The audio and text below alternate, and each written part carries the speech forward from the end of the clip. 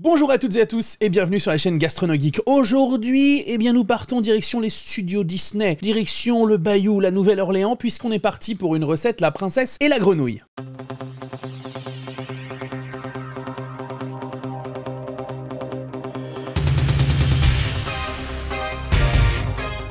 Avant qu'on commence cette recette, laissez-moi vous dire qu'il y a quelques jours, j'ai décidé de me lancer sur TikTok. Alors, vous n'allez pas me voir faire des chorégraphies parce que j'ai pas besoin de ça pour me ridiculiser, vous voyez. Mais je vais vous proposer des versions extra rapides, extra simples de certaines recettes que vous avez pu voir ici sur YouTube, un petit peu revisitées, et puis de nouveaux contenus que je pense qu'ils n'ont pas forcément leur place ici, mais qui restent intéressants d'être faits et d'être produits. Vous pouvez directement numériser, voilà, je mets ça ici, cher monteur, n'hésite pas à placer l'image pour numériser ce code TikTok qui vous permettra de vous abonner. Et puis voilà, sinon vous allez sur tiktok.com/@gastronogeek officiel, il n'y en a qu'un seul et c'est moi. Et puis vous vous abonnez. J'ai essayé de produire du contenu, c'est plus facile pour moi de le produire sur TikTok que parfois sur YouTube ou encore sur Twitch. Donc pour essayer de maintenir une régularité de production de contenu sur différents formats, je me suis lancé là, je m'amuse beaucoup. Je pense que je m'amuserai plus si vous me rejoignez là-bas en masse. Voilà, ça vous permettra dans les moments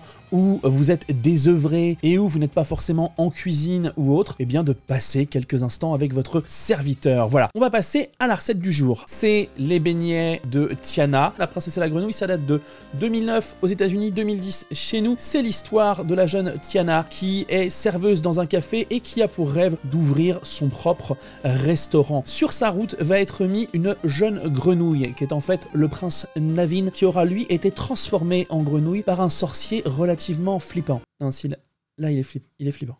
Voilà. On voit énormément de nourriture dans ce film. Moi, je vous ai proposé une recette dans Les Recettes Enchantées, faire apparaître l'ouvrage à l'image. Bien entendu, les beignets de Tiana qu'on voit au début du film sont un vrai hommage aux très célèbres beignets et sucre glace du Café du Monde à la Nouvelle-Orléans. Vous allez voir que ce film et le personnage de Tiana sont aussi un hommage à ce lieu mythique de la Nouvelle-Orléans où on peut déguster de fabuleux beignets. Les beignets de Tiana, vous allez voir, c'est quelque chose de très fondant, de très vaporeux, de très léger, même si c'est cuit en friture. C'est assez facile à faire. Vous allez le voir, ça ne prend pas beaucoup de temps. Ce qui prend le plus de temps, c'est la pause. C'est laisser reposer la pâte avant de l'abaisser et de la cuire, mais vous verrez tout ça. Je vous rappelle que toutes les informations concernant les ingrédients sont dans la description. Que vous dire de plus, si ce n'est, passons en cuisine. Les beignets de Tiana, de la princesse et la grenouille, donc qui se trouve dans ce livre, Les Recettes Enchantées, beignets de la Nouvelle-Orléans, c'est ce qu'on va faire aujourd'hui. Pour cette recette, on va avoir besoin de farine, on va avoir besoin d'un peu de sucre, on va avoir besoin de levure boulangère, on va avoir besoin de sel, on va avoir besoin d'œufs. Donc on va commencer par peser notre farine. On va partir sur 400 g de farine. On va ajouter l'équivalent d'une cuillère à soupe de sucre. On va ajouter aussi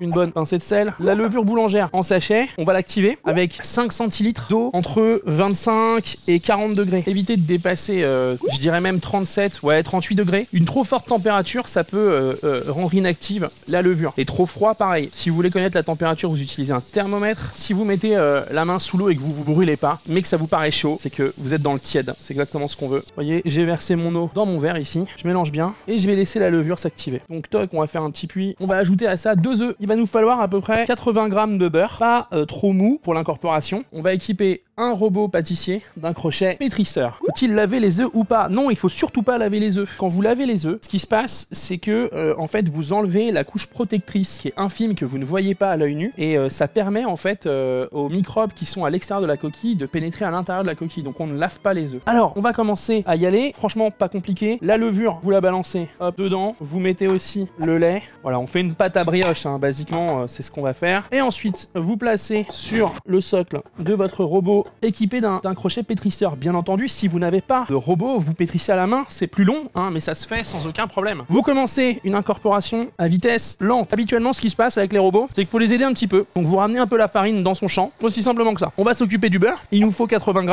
Le beurre, je le mets dans un second temps, je le mets pas au démarrage. Je vois des conseils qui vous sont donnés dans le chat, sont de très bons conseils, hein. Si vous n'êtes pas sûr de la fraîcheur d'un œuf avant de le balancer dans votre bol mélangeur, vous pouvez parfaitement casser les œufs dans un bol à côté. Ça vous évite de saloper une préparation si jamais l'œuf il était daubé du cul. Si votre pâte est un petit peu trop liquide, vous n'hésitez pas à rajouter de la farine. Là, je vais un petit peu augmenter la vitesse et je vais ajouter mon beurre. L'idée, c'est de pétrir jusqu'à ce que la pâte se décolle du crochet pétrisseur. Je vais laisser ma pâte travailler et pour ne pas perdre plus de temps, on va pétrir la boule de pâte qui est déjà faite. Là, vous voyez, elle a bien poussé. On va mettre huile de pépin de raisin et on va amener cette huile à 190 degrés. Je mets mon thermomètre de cuisson et je monte en température. Je vais fariner mon plan de travail et je vais récupérer ma pâte avec ma corne. Elle est bien belle, hein. Elle a bien poussé. Je vais fariner un petit peu mes mains aussi pour pouvoir la travailler. Alors, on peut la découper en rectangle si on veut vraiment que ça ressemble à ceux du Café du Monde. Il n'y a aucun problème. On peut même intégralement abaisser cette pâte. Là, mon huile est en train de monter à température. Elle est à 85 degrés. Étant donné qu'on va faire de la friture, il est hyper important de vous munir de papier absorbant. C'est ce qui va protéger en fait votre aliment. Sinon, ce qui se passe, l'huile va rentrer dans la matière que vous venez de cuire. Alors que si vous le déposez tout de suite sur une feuille de papier absorbant, l'eau naturelle de l'aliment, lui, va essayer de sortir. L'huile va essayer de rentrer et étant donné que l'eau et l'huile sont pas miscibles, l'huile va rester en extérieur quelques instants. C'est le moment que vous choisissez pour absorber cette huile. Je vais commencer en ne mettant qu'un seul beignet et c'est pour vous montrer un petit peu comment le faire souffler. Je prends ma pâte et boum, je la balance dans l'huile et je l'arrose. Vous voyez, regardez, voilà, je l'arrose. Et vous avez vu, elle souffle. C'est hyper important de bien l'arroser. Vous avez vu comme c'est beau? Et c'est important de bien l'arroser pour la faire souffler en fait. Hein. C'est comme si on faisait des pommes de terre soufflées. Hein. Et là, il flotte. Donc Métavic, il est pas mal. Et on va le débarrasser ici. Regardez ça, c'est beau non? On fait bien colorer, faut être un petit peu attentif, faut faire attention, faut pas se blesser. Je le retourne. Vous avez vu, ça va très vite hein. Regardez, on va les prendre délicatement, les premiers qui ont été cuits, ils sont très beaux. Et on va y aller hein. Sur le sucre glace, on est généreux. On va passer au bureau, on va déguster ça ensemble. Ils sont très beaux, ils vont être très bons. Et ils sont hyper vaporeux, ils sont pas du tout bourratifs. Vous voyez l'intérieur, parfaitement alvéolé. Ça c'est parce qu'on les a soufflés. Et voilà, cette recette est maintenant terminée. Comme vous avez pu le voir, elle est facile à réaliser. J'ai cru voir, et certains d'entre vous ont du mal à réaliser la recette quand ils suivent le livre. C'est parce que malheureusement, il y a une coquille qui n'a pas été corrigée. Ça arrive régulièrement. Mais voilà, la correction est faite. N'hésitez pas à noter votre ouvrage. Et voilà, vous allez pouvoir réussir ces recettes régulièrement. J'espère que la recette vous a plu. Bien entendu, je vous invite à vous abonner ici et à mettre la petite cloche de notification pour ne rater aucun de mes contenus. Sachez que vous pouvez me trouver régulièrement sur Twitch et le jeudi midi pour voir ces recettes que vous voyez là en quelques minutes et bien être réalisées en 1 heure, 1 heure et demie et pour poser toutes vos questions en temps réel. C'est aussi l'intérêt pour moi de faire du stream et de streamer ces instants de cuisine là. C'est que souvent vous avez des questions, je suis très heureux d'y répondre. Si vous êtes venu ou si vous avez checké les replays sur Twitch, vous avez aussi possiblement les réponses. On se retrouve très prochainement pour une nouvelle vidéo. C'était un plaisir de cuisiner et de déguster ces beignets pour vous. À très bientôt les amis, salut! Abonne-toi en cliquant ici et retrouve-moi sur Facebook, Twitter et Instagram simplement en tapant GastronoGeek.